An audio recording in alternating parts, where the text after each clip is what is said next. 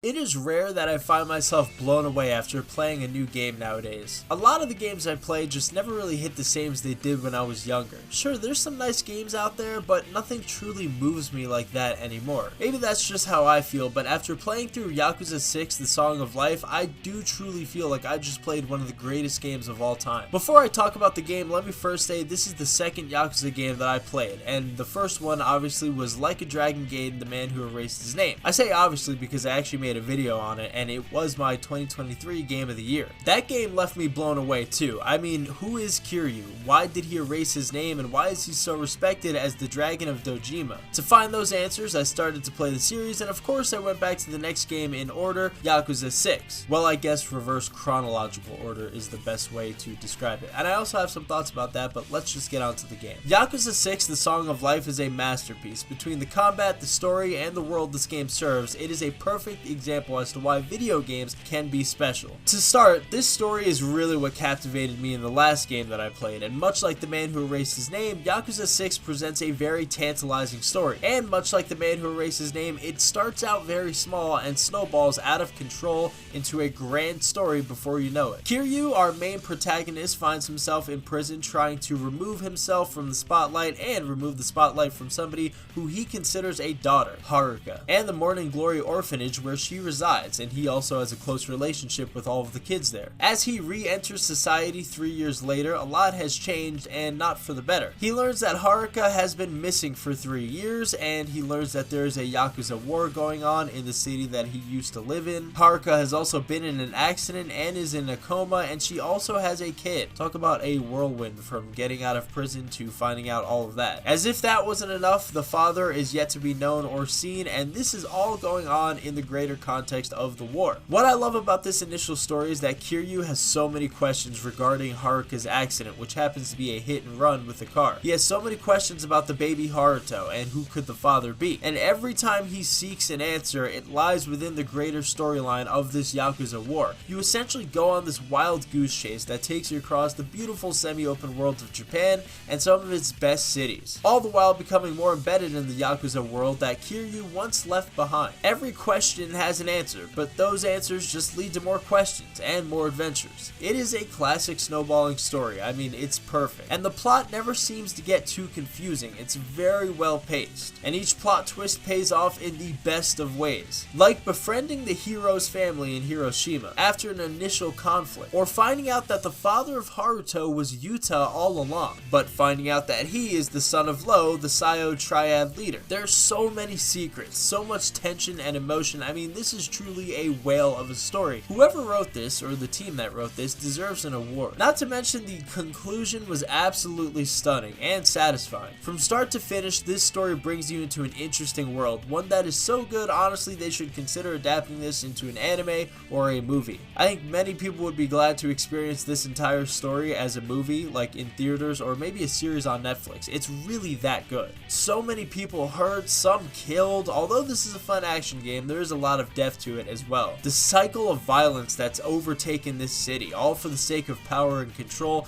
it leaves many people's lives changed forever. This is where a lot of the emotion comes from. What would you do to gain control? How far will you go for revenge? And will you take your enemies' lives to protect your loved ones? For Kiryu, he would do any of these things. He would even erase his name, which is pretty awesome because that's totally what the sequel to Yakuza 6 is called. Now that I've played Yakuza 6, The Man Who Erased His Name makes infinitely more sense, and it also hits harder now. This is a 10 out of 10 connection between games. You may think that is a simple feat, but it's really not. There are tons of games that fail to build off of the great originals. Making a sequel is not easy, and taking the time to properly connect sequels to the originals is difficult. Sometimes when you do it wrong, it just dulls the entire story for the franchise. Thankfully, that's not the case here, because Yakuza 6 The Song of Life is a beautiful prequel to The Man Who Erased His Name. Beyond the story though, the characters in this game are just so damn good. I mean, this might be the best cast of characters in any game I've ever played. Everyone is important, literally every single character, and relationships do matter. Best of all, you would be surprised how little you know about even your closest allies, or your enemies. This game does a masterful job in this department, and one of my favorite parts about the game is going to Hiroshima to find the father of Haruto, beating up some seemingly drunk idiot that walks around pretending to be a Yakuza,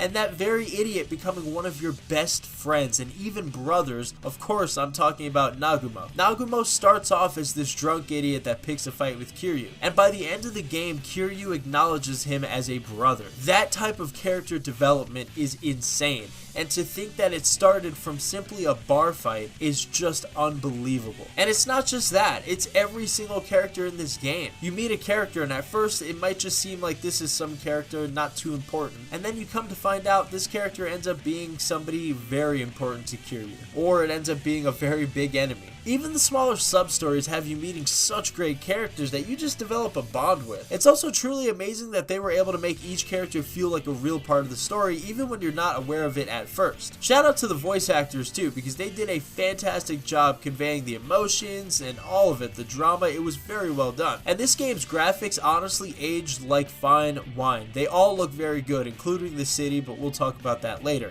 But for the characters specifically, the fashion, the way they look, the models, it is very well done. I'm actually surprised how well this game looks. I would even say it looks better than some of the games that have come out just recently. And everyone is so well dressed. I mean, there's nothing cooler than kicking ass in expensive clothes. It just adds to the Yakuza charm and charisma. Now, the world itself is awesome. I mean, from buying soda to eating in a restaurant, this is an incredible game that gives you so much to explore. It's also awesome that they added real life signs and advertisement in the game. Some of the different foods like takoyaki or some Odin, it looks literally like how it would look in real life. I think they actually just took pictures of what it would look like in real life and put it in the game. And honestly, that is a fantastic touch. It somehow is very unique to this game, and I noticed it in The Man Who Erased His Name as well. Just walking through the streets of Kamurocho is such a treat. I mean, seeing the advertisements on the buildings with real life people being in these ads is really awesome. Going into different restaurants to eat that give you actual skill points to, buying different clothes, and some of those clothes actually give you perks as well. And I spent a ton of money on the vending machines because each soda, a bottle of tea, or coffee gives you a limited time perk. Like for example, the green tea in this game, if you buy it from the right vending machine, gives you the ability to infinitely sprint as long as you have the green tea bar still up. Or the lucky soda that gives you bonus money anytime you beat up a gang or some type of enemy. Plus, you can even fast travel with taxis to different parts of the city. This is a living, breathing world, and honestly, it is so fun to be in. Obviously, it's based on Japan. This is Kamurocho, and other cities like Hiroshima too, but this is amazing. This really does feel like one of the best semi-open worlds I've ever played,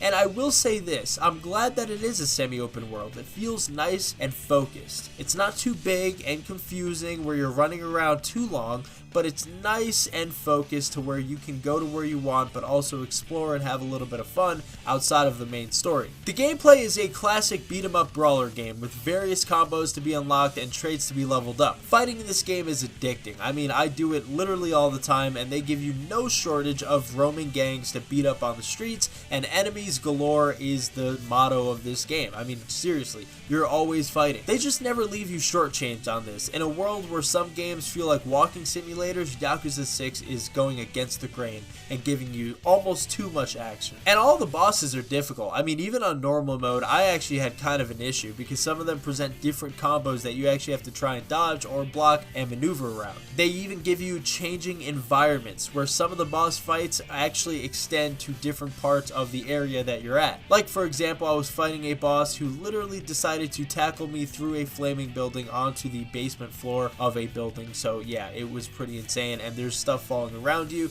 It is a changing environment, and that is really awesome. Not to mention, there is no shortage of things you can get your hands on, like bicycles, street cones, knives, guns, metal pipes, sledgehammers, chairs, tables. You get the point, right? Yakuza 6 features an amazing pool of things that you can pick up and hit people with, which adds to the replayability of fighting in this game. The skill trees and various combos that you can get with your heat gauge honestly are very clutch as well, because when you get to some of the tougher bosses in this game, you are going to need to be perfect. So in short, the gameplay is amazing, and just like The Man Who Erased His Name, it is very replayable. Yakuza 6: The Song of Life is one of the best games I've ever played, and I truly mean that. There's simply nothing about this game that I would change. It was very emotional, the beat 'em up style gameplay is incredible, the heat combos, the well written story.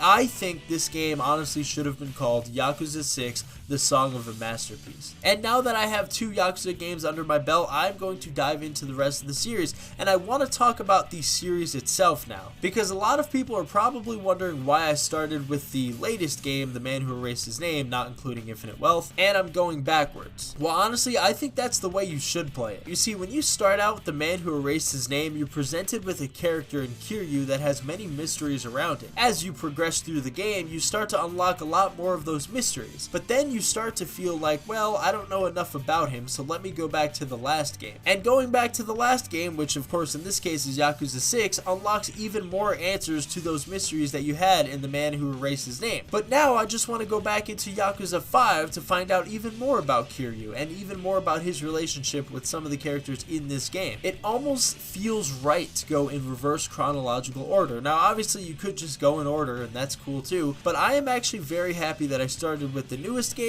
and then I'm going backwards. Especially because Kiryu is often mocked as being an old man in this game, and it's pretty funny because he doesn't really look that old, and he certainly doesn't fight that old. But yeah, if this is the old man version of Kiryu, I can't wait to see what the young version of Kiryu looks like, and I definitely will be doing that as I play through the rest of the series. I highly encourage anybody watching this to play this for themselves if you haven't already. It's on Game Pass, that's how I played it, and honestly, it's just amazing. I kind of hope Infinite Wealth ends up on Game Pass too. I did play the trial for it, but if it doesn't, I'm probably just going to end up buying it because honestly, I'm addicted to this series now. Anyways, let me know in the comment section if you are a Yakuza fan and what is your thoughts on the Song of Life. Thanks for watching this video, guys. Hope to see you in the next one, but until then, peace.